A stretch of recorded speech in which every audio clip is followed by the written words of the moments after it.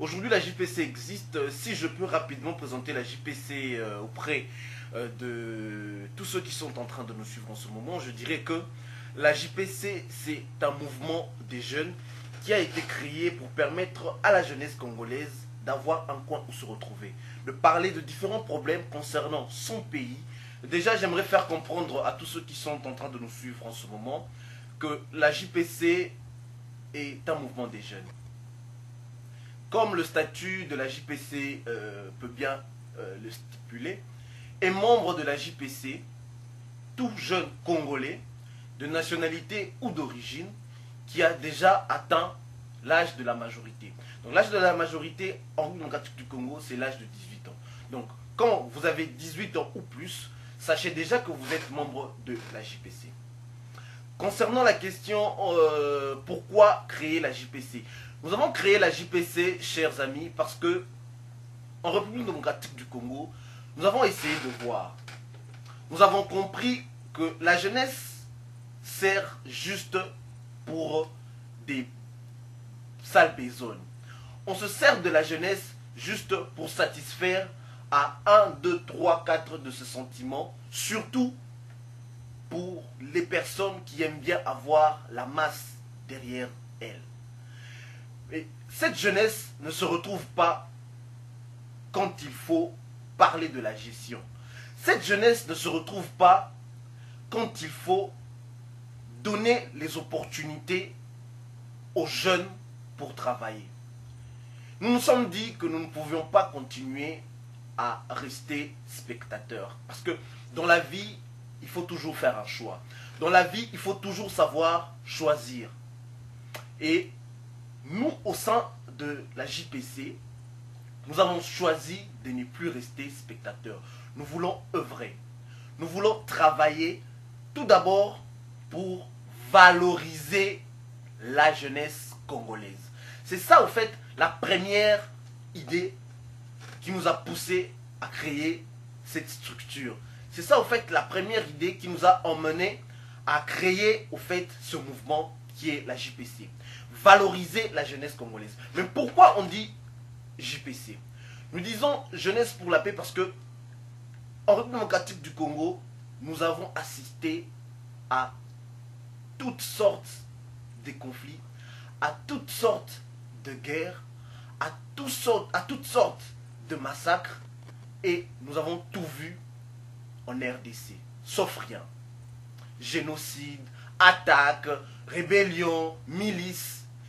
Mais je crois, si on essaye de voir, au sein de ces groupes rebelles, au sein de ces milices, au sein de tous ces complots qui se créent contre le bien-être de la population congolaise, il y a la jeunesse à l'intérieur.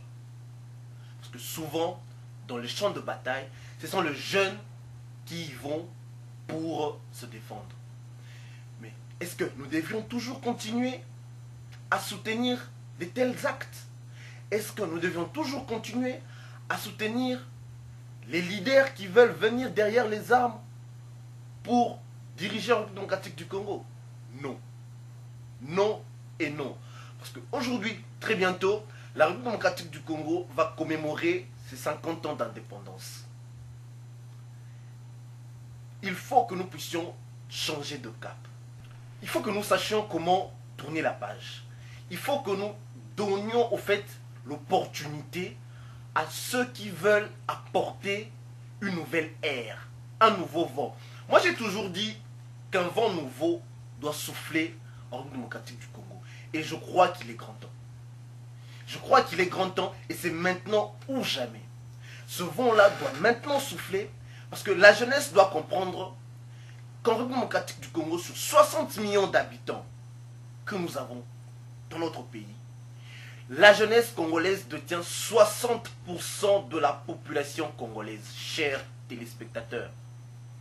60% de la population congolaise est entre les mains de la jeunesse. Et cette jeunesse-là n'a jamais eu un coin où elle peut bien s'exprimer. Cette jeunesse-là n'a jamais eu un milieu où elle peut venir poser ses problèmes. Cette jeunesse-là, s'est toujours fait étouffer derrière les grands. Cette jeunesse-là s'est toujours vue utilisée pour de mouvements de masse, pour de sensibilisation, pour faire voir au monde qu'on est populaire. Mais cette jeunesse-là n'a pas récolté ou n'a pas bénéficié de son importance, de sa présence. Voilà pourquoi nous avions eu la décision de créer ce mouvement, la jeunesse pour la paix au Congo, pour promouvoir d'abord la paix. Parce que nous, c'est la paix. On encourage tous ceux qui veulent bien venir en République démocratique du Congo pour venir créer des opportunités politiques, pour venir être candidat A ou B. Mais vous voulez changer les choses. Venez par là, venez, passons tous dans la voie des urnes. Parce qu'il n'y a pas d'autre voie. Il n'y a pas d'autre raison et il n'y a pas d'autre opportunité que la voie des urnes. Venez, allons-y et montrons de quoi nous sommes capables aux urnes. Ne montrons pas de quoi nous sommes capables avec les armes. Parce que ça n'a rien apporté à la population congolaise. Au contraire, ça n'a fait que compliquer la vie sociale en RDC. Ça n'a fait que détériorer la vie sociale en République démocratique du Congo. Mais aujourd'hui, si nous prenons une décision, nous jeunes Congolais, de mettre fin à cela, croyez-moi, chers amis, croyez-moi, chers compatriotes, croyez-moi, chers jeunes Congolais qui est en train de nous suivre en ce moment, que ce vent nouveau va souffler en RDC. Qu'il y aura un changement en République démocratique du Congo. Déjà aujourd'hui, il y a une lueur d'espoir qui se pointe à l'horizon. Nous ne devons pas être dans l'ignorance. Nous ne devons pas rester spectateurs. Nous ne devons pas rester loin en train de dire, eh bien, là-bas, il n'y aura rien, il n'y aura aucun changement. Parce qu'il y a déjà des changements. Il y a déjà beaucoup de réalisations en République démocratique du Congo. Il y a déjà beaucoup qui est en train de se faire. Alors, nous devons plutôt soutenir les œuvres qui apportent au fait cette lueur d'espoir en RDC. Parce que je dis bien, j'aimerais vraiment bien préciser, cher Jules, que nous devons croire à cette lueur, je dis bien lueur d'espoir qui se pointe à l'horizon et saisir cette opportunité pour qu'il y ait une réalité dans le fief du Congolais.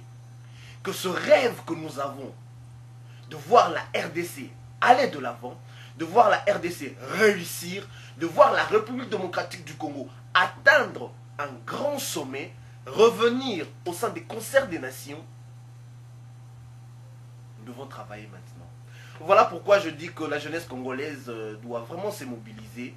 Nous sommes là, au sein de la JPC, et les portes sont grandement ouvertes pour tous ceux-là qui veulent bien nous rejoindre. Concernant la composition de la JPC, j'aimerais bien dire que la JPC a son siège d'abord à Kinshasa, où se trouve le comité exécutif national, dont je fais partie. Pour des raisons toujours du mouvement et des raisons personnelles, je me retrouve ici en Europe, mais c'est